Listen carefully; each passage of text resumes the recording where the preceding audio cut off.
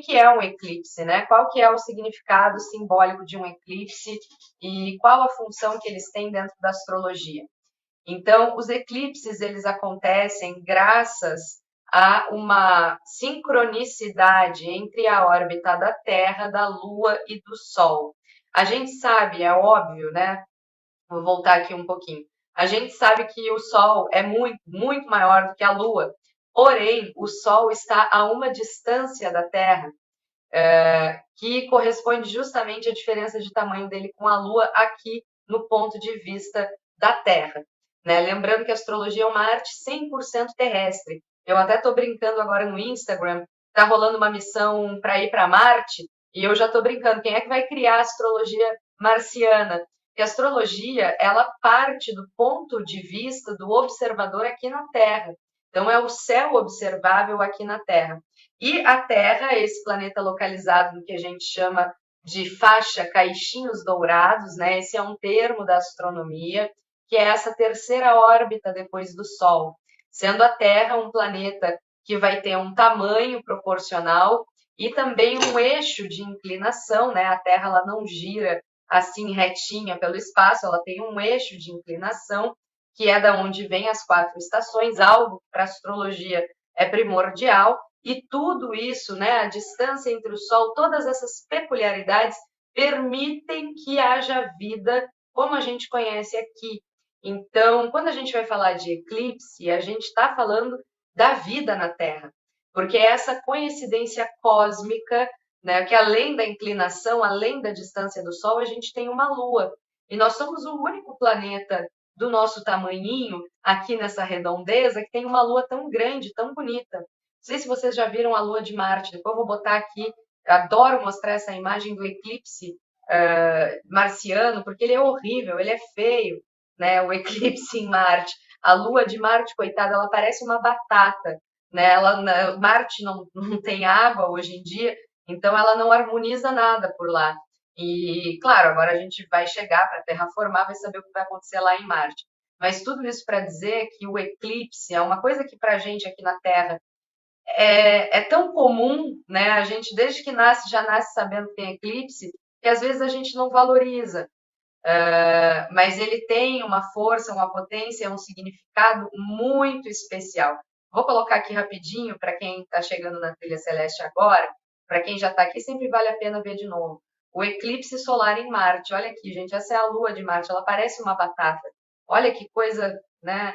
Não tem nem graça, né? A Lua passando na frente do Sol. Ao passo que aqui na Terra, vocês conhecem muito bem o que é um eclipse solar aqui na Terra. Esse ano tem 2.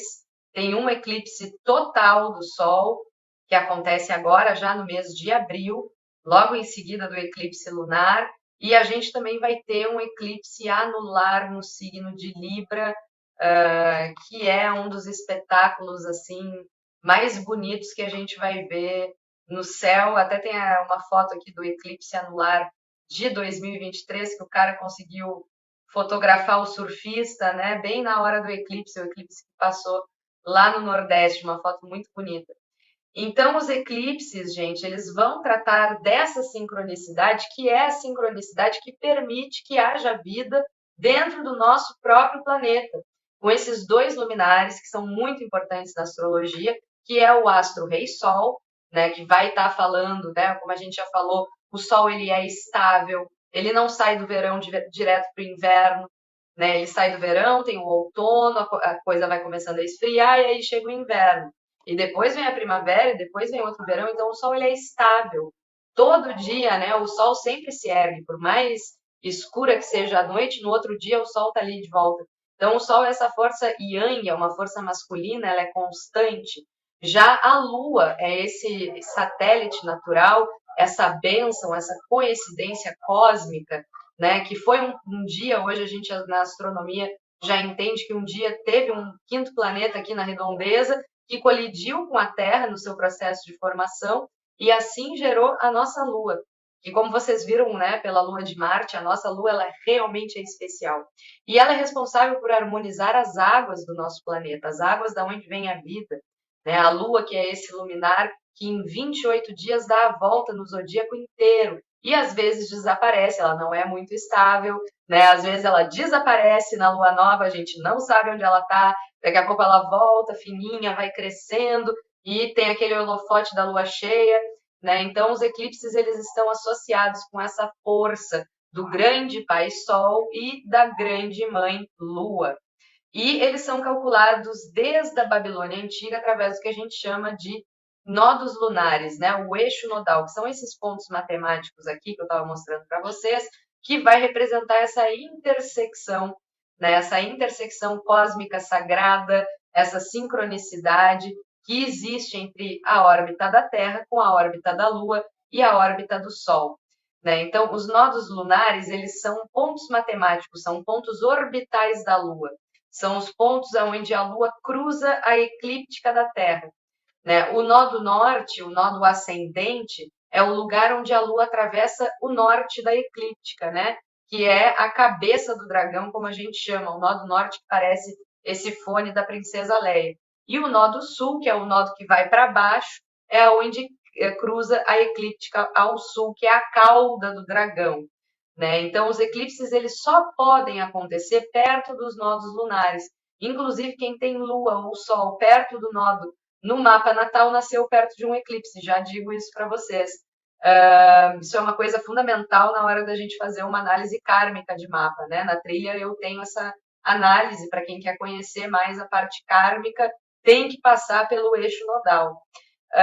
Então, os eclipses obrigatoriamente vão acontecer sempre perto do eixo nodal, e é assim que desde a Babilônia Antiga, 3, 4, 5 mil anos atrás, a galera já sabia que a Terra era redonda e já sabia quando teria eclipse, né? Graças a esses cálculos. E sempre vai acontecer durante uma lua nova, no caso do eclipse solar, ou durante uma lua cheia, no caso do eclipse lunar. Né? Os nodos eles estão sempre retrógrados, indo ao contrário da movimentação de todos os planetas, porque eles não são planetas, não são asteroides, não são planetas anões, eles são pontos matemáticos, né? E a órbita da Terra, sempre gosto de explicar isso, a gente vê tudo girando para um lado porque a gente está girando para o outro. Né? Então, os nodos lunares, que fazem parte da eclíptica da Terra, eles estão sempre nesse movimento retrógrado. E desde a Babilônia Antiga, né, a gente se surpreende com isso, simbolicamente, né, retomando esse conteúdo, a gente pode pensar que o eclipse solar ele é uma super lua nova, né? Aqui na tela vocês estão vendo a imagem do eclipse solar, e no eclipse solar a gente tem essa espécie de super lua nova, aonde a lua consegue encobrir o sol.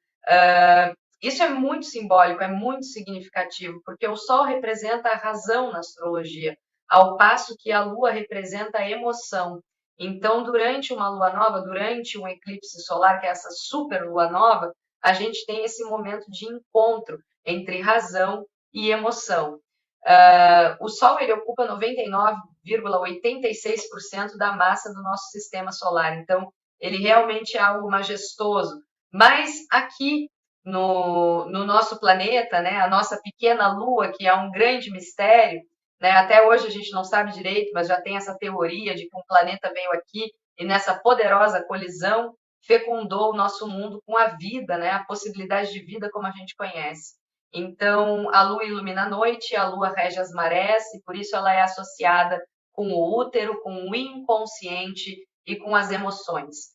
E durante um eclipse solar, a lua, que é cerca de 400 vezes menor do que o Sol, consegue encobrir o astro-rei, que tem 99,86% da massa do nosso sistema solar. Então, isso realmente é algo assim muito simbólico, né? Muito gritante. E que traz para a gente essa mensagem que aqui, no terceiro planeta do sistema solar, no planeta Terra, Sol e Lua vão ter uma igual importância para nós. Né? É óbvio, a nossa Lua não significa nada em Marte, não significa nada em Vênus, mas aqui para nós, na nossa Terra, Sol e Lua têm igual importância. A gente tem uma marchinha de carnaval que eu gosto muito, que vai dizer assim: eu só errei quando juntei minha alma à sua. O Sol não pode viver perto da Lua. E aqui na trilha, todo mundo já sabe, né? O eclipse solar é um momento de encontro dos luminares, é um momento que o Sol encontra a Lua, e eu costumo brincar que esse é o dia que eles tiram férias, e nos deixam a nossa própria sorte. Essa é uma interpretação que vem de muito tempo, né? Desde os tempos imemoriais, quando a gente começou a observar os eclipses, eles sempre foram, o eclipse solar em especial, ele sempre foi muito temido por trazer esse dia, esse momento em que nós estamos abandonados pelos deuses, por esse grande Pai Sol e por essa grande Mãe Lua, e estamos à mercê do nosso próprio destino e das nossas próprias ações. Então, durante um eclipse solar, a gente tem uma possibilidade muito grande de renovação, de libertação, de renascimento, pois esse é o verdadeiro significado, né? E o renascimento da consciência fala muito de uma força espiritual, né? Porque a Lua representa o útero, então no momento do eclipse o Sol ele entra dentro da Lua, ele entra dentro do útero, né? Então ele é escondido, ele é gestado e logo em seguida depois ele nasce, trazendo muito significado também parecido com a festa do Yule, que hoje virou o Natal, que é o nascimento do Avatar, né? O nascimento de Jesus, de Buda, e de todos esses de Horus, né? De todos os avatares que nascem ali depois do solstício de inverno. Porque vai trazer esse significado, né? Do retorno do sol, o retorno do rei, aquele que volta a brilhar. E agora ele volta a brilhar renascido, renovado, né? Levando tudo aquilo que estava escuro, tudo aquilo que não estava funcionando, tudo aquilo que não estava bom, né? Porque ele entrou dentro da lua, ele morreu e renasceu, né? E esse é o verdadeiro simbolismo do eclipse solar, uma potência muito grande e muito bonita. A gente tem, né, mais de um tipo de espetáculo celeste, isso na astrologia moderna traz sim algumas dicas para a gente de como é que vão ser os efeitos desse eclipse, e esse ano a gente tem eclipse solar total e eclipse solar anular. Então a gente tem uma força de eclipse solar que ela é muito presente ao longo do ano, simbolizando um renascimento muito grande na coletividade, né? E uma força de nascimento na individualidade também, que é muito importante. E nós temos também o eclipse da Lua. O eclipse da Lua é, na verdade, quando a Lua se esconde nessa parte umbralina da Terra, né? É a parte da órbita da Terra que naquele momento não está recebendo nenhuma luminosidade solar. E aí a gente vai ter mais de um tipo de eclipse, né? A gente tem o eclipse lunar total, que é a lua de sangue, que é aquele eclipse que a lua fica toda vermelha, e a gente tem os parciais, né? Que vão estar acontecendo na volta da penumbra da Terra, que é um lugar de transição muito místico, né? E esse ano a gente tem eclipse parcial da Lua e a gente tem também eclipse total, né? Então é um ano, são 5 eclipses, né? São muitos eclipses, então a gente tem aqui uma força lunar muito grande ainda no ano de Saturno. Inclusive, a gente vai ter um de cada tipo dos eclipses lunares, né? A gente tem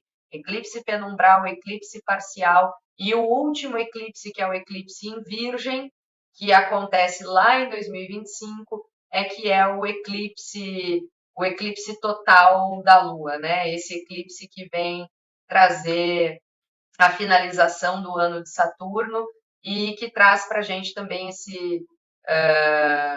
esse eclipse total. Bom, vamos indo adiante, né? Tem o eclipse total em peixes, né?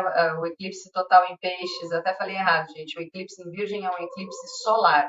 O que a gente tem é o eclipse total em peixes. Agora eu vou mostrando cada um deles em ordem para não ficar confuso, né? Então, a gente tem 3 tipos de eclipse: o eclipse da penumbra, que é muito místico, porque vai falar da abertura do véu entre o mundo que está lá na umbra, o mundo do desconhecido, o mundo da espiritualidade, o mundo do inconsciente profundo e o mundo da luz. Então, o eclipse penumbral ele é muito legal nesse sentido. E o eclipse total, né, que é o eclipse total do coração, que é aquele momento que a gente vai cantar a música da Bonnie Tyler, assim, a 4 ventos, né? Então, os eclipses eles são esperados desde tempos imemoriais, sendo sempre associados com animais de poder que de tempos em tempos comem o sol ou a lua. Na astrologia a gente chama de cauda e cabeça do dragão, porque na China, no Oriente, era o dragão que vinha comer o sol ou a lua. Mas em outras culturas a gente tem o puma, a gente tem o leopardo, A gente tem aqui a nossa onça pintada brasileira, para os nossos povos originários aqui do Brasil, Guarani, Kaiowás, era a onça pintada que comia, que come, né, o sol ou a lua. A gente tem também os famosos lobos lá da cultura escandinava e viking, né, que estão sempre correndo atrás do sol e da lua para comê-los até que chega o dia do Ragnarok, que é o dia que eles comem e o sol não volta, né? Essa mitologia nórdica que foi um pouquinho